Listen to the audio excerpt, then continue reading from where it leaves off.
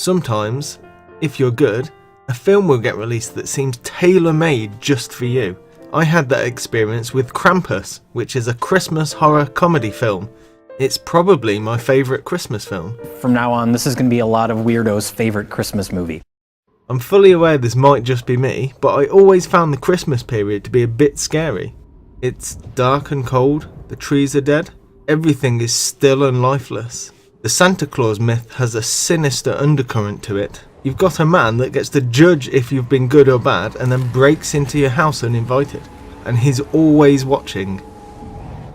I see you when you're sleeping. I know when you're awake. I don't understand, I think it's right. You know, do you understand what Santa's saying here? He's making a list. Naughty, nice, he's detailed. He's single-minded. He's an eye in the sky bringing swift judgment. Santa must be on a pretty big moral high horse if he gets to go around deciding who's been naughty or nice. Judgmental prick. And you better not sneak downstairs and catch him. There's a reason no one has ever seen Santa Claus. No witnesses. Even some of the Christmas music has a scary element to it. And no, I'm not talking about that Slade song. It's Christmas! Tell me this wouldn't unnerve you given the right context.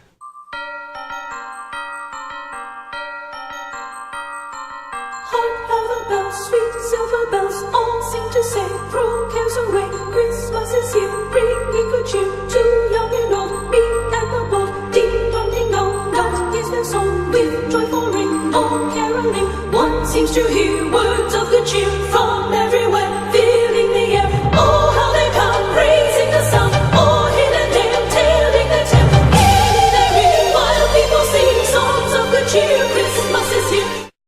Look at all the traditional Christmas films. The snowman in The Snowman dies, in A Christmas Carol Scrooge gets haunted by ghosts, and It's a Wonderful Life opens with a man trying to kill himself.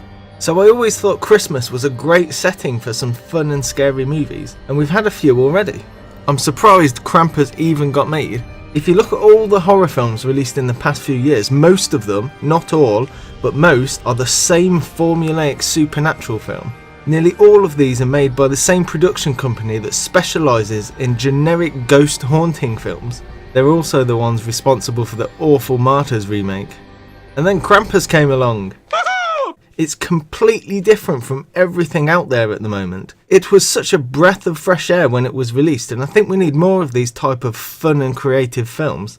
I know some people say it's not scary enough and it's too funny, or it's not funny enough and it's too scary. The only thing I can really say to that is,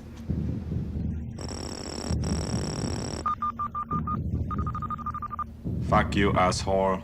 for me, Krampus found the perfect balance. And people never had that complaint with Gremlins, and that also strikes a similar balance between horror and comedy. I am going to be talking about Krampus in a lot of detail, including different interpretations of the ending. So if you haven't seen it yet, please pause the video and go and watch it. I'd hate to spoil this film for you, so go watch it and then continue with the rest of this video. So the film starts with people fighting over toys while a lovely Christmas song plays over the top, which is a theme you will see running through the rest of the film. You have something nice like Christmas, but that's really a facade that's hiding a dark and sinister nature. Here the contrast is the violence and commercialism set against Christmas. This perfectly mirrors the creatures of the film, which mostly look like pleasant Christmas toys but have a hideous monster underneath.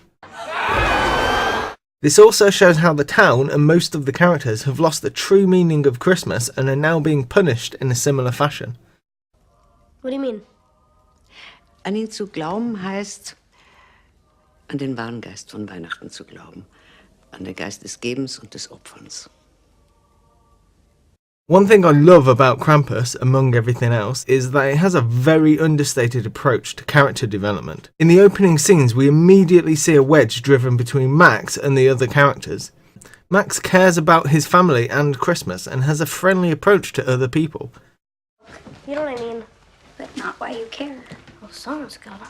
Nearly everyone else antagonises the other characters, and they either don't care about Christmas or are getting really stressed trying to make everything look perfect, despite it being far from perfect underneath.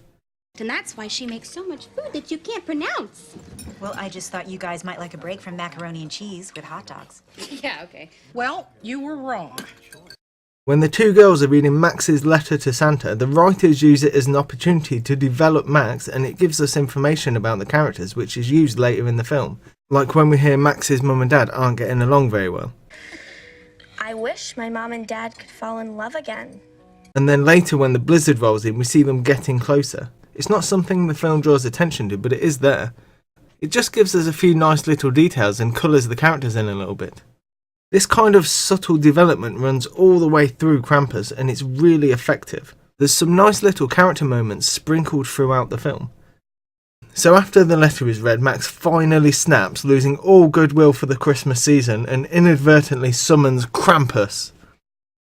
As soon as the storm hits, you see how the characters start to appreciate each other.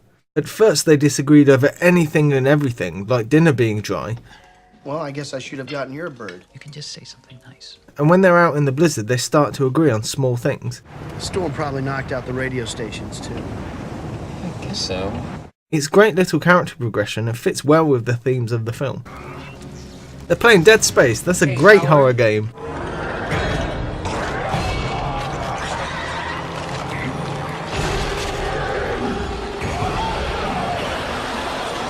For quite a while I was puzzled by the snowmen. At first I thought after Krampus killed someone, they made a twisted snowman version of them. An example would be after this kid dies, a snowman appears that looks just like him. The camera even focuses on the snowman when the kid's father shouts his name. The problem with this is that so far only 2 family members have died, but there's a lot more snowmen out there. The first snowman also appears before anyone dies, unless you count the delivery man, but what about Beth's boyfriend? That's 2 possible deaths for only 1 snowman. My current theory is the snowmen are built to taunt the family with how many victims Krampus will take next. Like in Kickboxer where the villain taunts how he's going to beat up Jean-Claude Van Damme. After the first snowman appears, we soon have our first death. The same with the second. Then a group of snowmen appear and is followed by a number of the family members being killed. I've tried counting the snowmen and the family members that die and the numbers seem to match up. And can we take a moment to appreciate how great and creepy these snowmen designs are?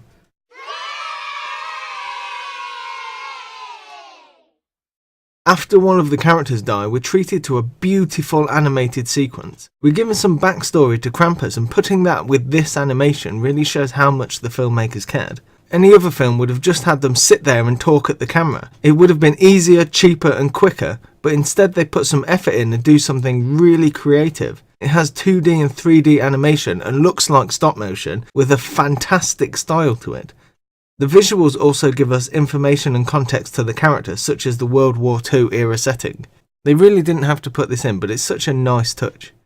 He left me as a reminder of what happens when hope is lost, when belief is forgotten, and the Christmas spirit dies. The fire plays a strong role over Christmas. It's where people hang their stockings, Santa comes down the chimney, people gather round it for warmth over winter, and if you sit too close you'll roast your chestnuts. In Krampus the fireplace plays a pivotal role. For a start it stops Krampus coming down the chimney and entering the house. It's also one of the only light sources after the power goes out, which adds some great variance to the colour palette. The orange colours are used often to show safety and warmth away from the dangerous and cold blues. But most of all, it brings the characters together. I don't just mean physically, but emotionally too. Dad, what are we gonna do now? We keep the fire hot. One of the things that really impressed me with this film was the designs and practical effects. It has some of the best creatures I've seen in years. When we finally see Krampus, they still keep him shrouded in mystery by hiding him behind a mask. The mask is clearly a human face. It looks like Santa and still has teeth and a jawbone in it. Did Krampus kill Santa and now he's wearing Santa's face as a mask? That would explain why no one's seen Santa in a while. Alright, I'm now going to talk about the ending, so this is your final chance to not have everything spoiled. I had 2 different interpretations of the ending, and I also heard a third, so I'll start with the one I've heard other people had, which is that it was all a dream. This doesn't make any sense to me because we see a calendar being opened as the days pass, So if Max was asleep the whole time, that would mean he's been sleeping for 3 days. I thought I was the only one who did that. My first interpretation was that after Max is thrown into the pit, he wakes in some sort of purgatory, where the family are trapped in a snow globe and are punished by having to live Christmas Day over and over again. After watching the film a second time, I no longer believe this to be correct. Firstly, there's no indication at all that they have to repeatedly relive Christmas Day, and I have no idea where I got that idea from. I can understand how I thought the family were trapped in the snow globe, but there's also the fact that Max and Omi both summon Krampus, but for some reason the results are different. When Omi summons Krampus, her town is taken, but she gets to live. When Max does the same, not only is his town taken, but he's taken too. So, what do I think really happened? One of the themes of the film is sacrifice and the true meaning of Christmas. What do you mean? An ihn zu glauben heißt, an den wahren Geist von Weihnachten zu glauben. An den Geist des Gebens und des Opferns. So when Max confronts Krampus and offers himself as a sacrifice in place of his family, he shows he's learnt the meaning of Christmas. I know you can fix this. Give them back. Take me instead. Krampus then gives Max and his family a second chance and they get to live. They all learn to appreciate each other, and Krampus gives them a gift as a scary reminder of what happens when the spirit of Christmas is lost. This explains the differences between Max and Omi's stories. Omi didn't confront Krampus, so her town remains dead, while Max did and so receives another chance. This fits in with a lot of classic Christmas films where the characters are scared into learning to appreciate Christmas. Just like in Scrooge, which is actually shown earlier in the movie, and I don't think that is a coincidence. And after all, Krampus is a Christmas film. Then the camera pulls back to reveal their house in a snow globe, which Krampus then places on a shelf. I took the snow globes as Krampus's way of watching them. So in the end, I thought Krampus was a fantastic film. I don't think there was anything I didn't like about it. The score is memorable, and it's nice to have a movie with strong musical themes instead of generic action music. The sound effects were really well done, especially the blizzard and the creatures.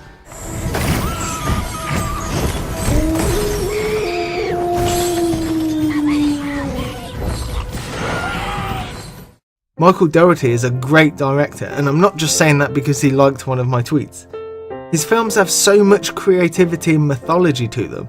Apparently there are some references to Trick or Treat, the director's other film, but I can't spot any of them. And if you happen to know what this is from, please let me know. I hope you all enjoy this film as much as I do. Keep the fire hot and the spirit of Christmas alive. Thanks for watching. Brew! I gotcha. Scared you. Scared you.